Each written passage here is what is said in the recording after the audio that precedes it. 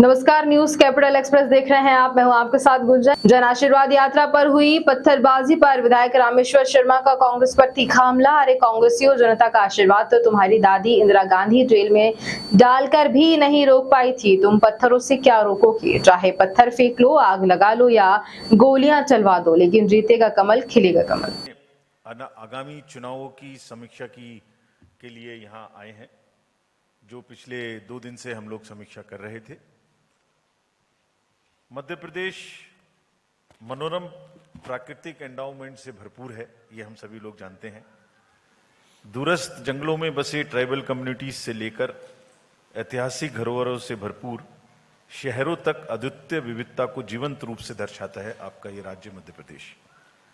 Actually, Madhya Pradesh encapsulates the essence of India's rich cultural and geographical mosaic.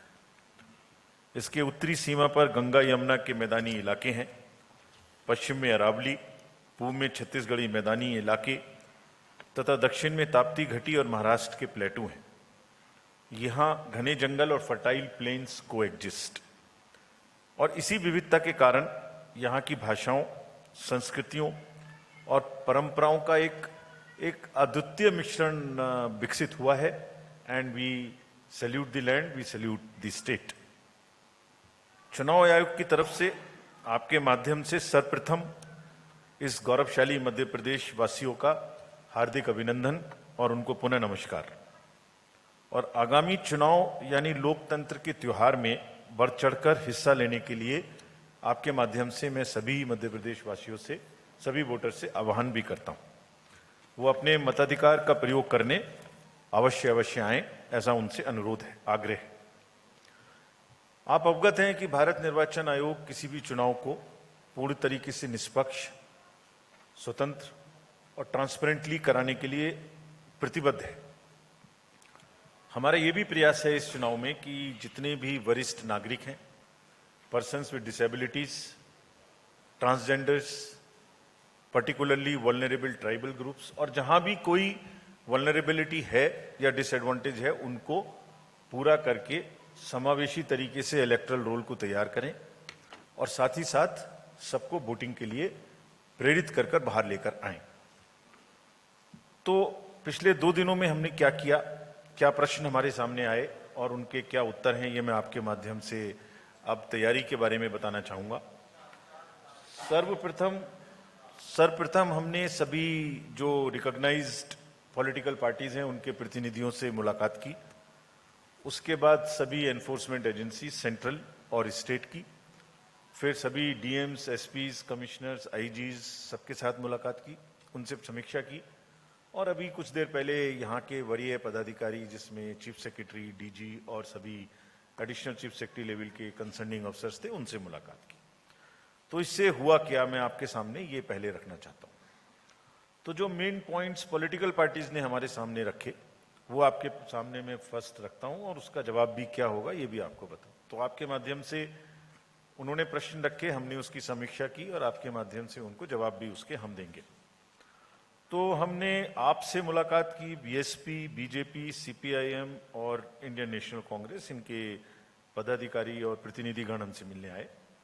सबकी combined मिला के मांगे ये थी कि एक ही परिवार के सदस्यों का मतदान केंद्र मोस्टली एक ही जगह पर हो, टूटे ना, इलेक्टरल रोल इंक्लूसिव हो और हेल्दी हो और प्योर हो, उसमें गड़बड़ियां ना हो।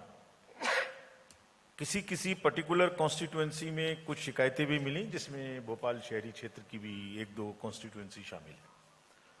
उनकी मांग ये भी थी कि सभी मतदान केंद्रों पर, सभी जो सेंसिटिव मतदान केंद्र हैं, उन पर सेंट्रल पैरामिलिट्री फोर्सेस की तैनाती की जाए।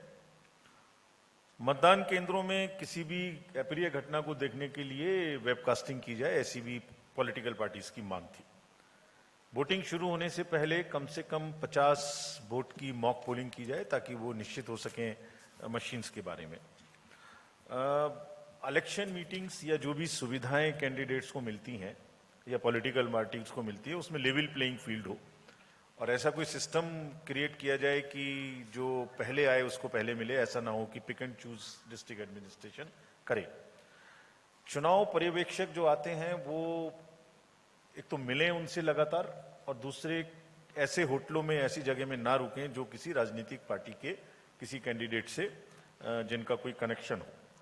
पूरे चुनाव के दौरान धन बल को और बाहुबल को, जिसमें धन बल में शराब का वितरण या ड्रग्स का वितरण या फ्रीबीज का वितरण है, उसको रोका जाए।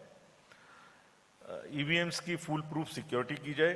फेक न्यूज का एक माहौल बनता है, सभी चुनावों में नैरेटिव्स क्रिएट होते हैं, उन पर रोक लगाई जाए। जो इलेक्शन ड्यूटी में पर्सनल हैं, जो हमारे स्टाफ लगते हैं, उनको पोस्टल बैलेट की सुविधा है। उनको ये व्यवस्था की जाए कि वो फैसिलिटेशन सेंटर में ही अपना वोट डालें और अपने वोट को घर ले जाके वहां से पोस्टल बैलेट डालने की सुविधा बंद की जाए, ऐसी उनकी मांग थी। पोलिंग स्टेशंस जो भी रेशनलाइज किए गए हैं, उनकी सूचना पॉलिटिकल पार्टीज को दी जाए। बीएलओज और बीएलएस के साथ में संबंध बेटर बनाए जाएं, ताकि जो इलेक्टरल रोल का रिवीजन हो रहा है वो पारदर्शी तरीके से हो सके।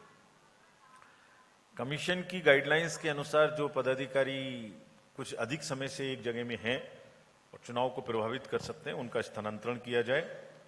और एक मांग ये भी थी कि कुछ पार्टीज के कैंडिडेट्स को अभी से बता दिया गया है कि आप कैंडिडेट होंगे, तो उनकी पॉलिटिकल एक्टिविटीज जो हैं उसके खर्चे शामिल किए जाएं।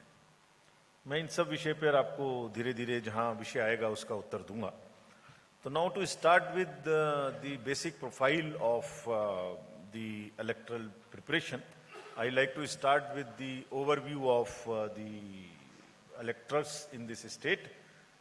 तो आपको ज्ञात है कि टोटल 230 कॉन्स्टिट्यूएंसी हैं स्टेट में, जिसमें से 148 जनरल हैं, 47 एसटी हैं और 35 एससी हैं, रिजर्व्ड है।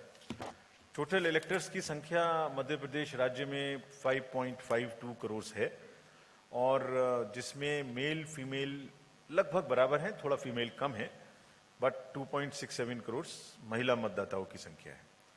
जो ट्रांसजेंडर वोटर्स हैं हमारे,